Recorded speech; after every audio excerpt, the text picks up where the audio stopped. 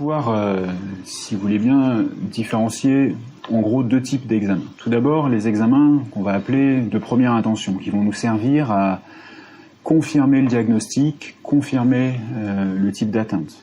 Le plus simple est souvent une échographie pelvienne. Alors c'est une échographie qui sera, si possible, réalisée par voie endovaginale, puisque la sonde est à ce moment-là au plus près des lésions et nous permet d'être le plus précis possible.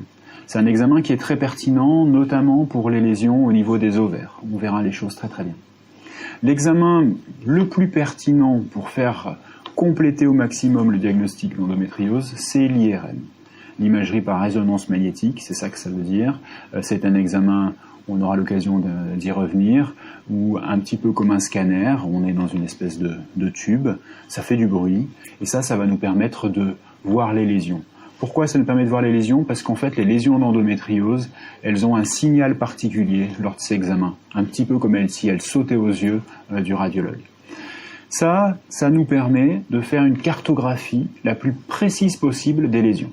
Mais quelquefois, en fonction du type d'atteinte qu'on suspecte, on a besoin d'aller plus loin sur des examens qui vont être plus précis sur un point particulier. Par exemple, une des questions que je me pose souvent en tant que chirurgien, c'est savoir si il y a une atteinte au niveau du rectum, du tube digestif, juste en arrière. Souvent, le tube digestif, il est localisé juste en arrière des lésions. Et quelquefois, on le verra, il peut y avoir une atteinte de cette paroi digestive.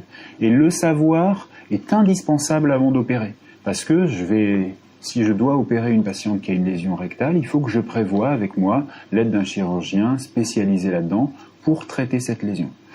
Pour ces lésions rectales, par exemple, on va pouvoir réaliser des échographies dites endorectales. Cette fois, la sonde elle est mise dans le rectum au plus près possible et on analyse la paroi.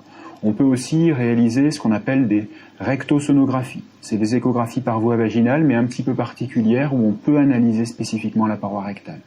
Toujours dans les examens de deuxième intention, on va pouvoir réaliser un bilan d'infertilité, par exemple. Ça peut être intéressant pour nous de savoir si on a affaire à une patiente qui a un désir de grossesse et qui n'arrive pas à obtenir une grossesse, de savoir si le bilan de son conjoint est normal, si par ailleurs il n'y a pas d'autres causes pouvant expliquer l'absence de grossesse.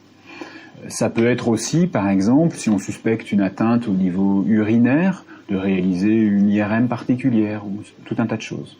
Donc en fait, la liste des examens qu'on peut réaliser dans l'endométriose est relativement longue et va dépendre des patientes. Mais en gros, je me répète, mais des examens de première intention qui sont là pour cartographier au maximum les lésions, c'est l'échographie pelvienne et l'IRM, et puis ensuite, en fonction de la symptomatologie, en fonction de la stratégie qui est mise en place, tout un tas d'examens complémentaires pour préciser un maximum les choses.